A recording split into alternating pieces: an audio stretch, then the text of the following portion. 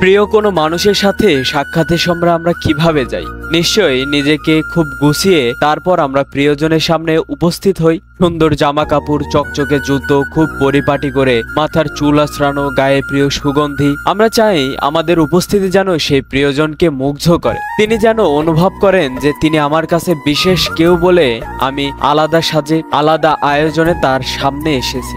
তিনি যেন বুঝতে পারেন তাকে আমি কতখানি কদর করি, তার উপস্থিতি, তার সংস্পর্শ আর সংস্রব আমার কাছে কতখানি দামি। যদি এমন হয় আমাদের সেই প্রিয়জন যদি খুব গণ্যমান্য কেউ হন, যার ডাকে হেলে পড়ে জনতার স্রোত, যার কথায় মুগ্ধ আর মাতোয়ারা হয়ে থাকে শ্রোতার মন, তার সামনে যেতে হলে আমরা কিভাবে যাব? যদি এমন হয় সেই প্রিয়জন বা প্রিয় মুখ যদি হয় খুব ক্ষমতাধর, চোখের পলকে যিনি মিটাতে পারেন অবিশ্বাস্য সব রদবদল, যার আঙ্গুলের ইশারায় দেশ কিংবা মহাদেশে পড়ে যায় শোরগোল, তার সামনে দণ্ডায়মান হতে হলে আমাদের বেশভূষণ কেমন হবে? চলুন এবার চিত্রটাকে একটু ভিন্নভাবে ভাবি। দুনিয়ার সমস্ত প্রিয়জন, প্রিয় মুখ, গণ্যমান্য আর ক্ষমতাধরের তুলনায় বিশ্বজাহানের অধিপতি আল্লাহ সুবহানাহু ওয়া তাআলা কি অধিকতর প্রিয়মুখ নন? আল্লাহ সুবহানাহু ওয়া তাআলা কি অধিকতর প্রিয়জন নন? গণ্যমান্য আর ক্ষমতাধর নন? দুনিয়ার সমস্ত রাজা আর বাদশা, সমস্ত ক্ষমতাবান আর দাপটওয়ালা, সমস্ত মহামানব আর মহাকুতুবের কারো সাথেই কি আল্লাহ সুবহানাহু ওয়া তাআলার শান আর মর্যাদার এক বিন্দু কোণারও কি তুলনা করা যাবে?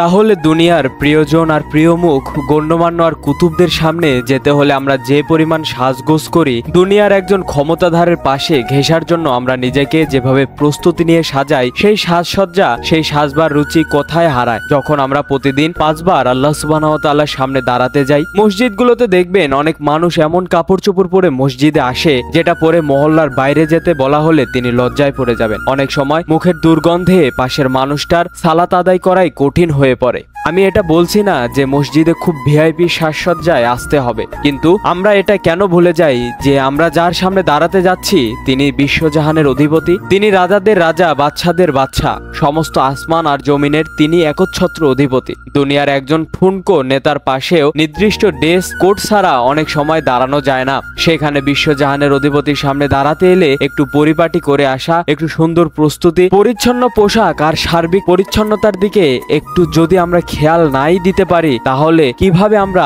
এটা দাবি করব যে আল্লাহ সুবহানাহু ওয়া তাআলাকে আমরা প্রিয় হিসেবে গ্রহণ করেছি?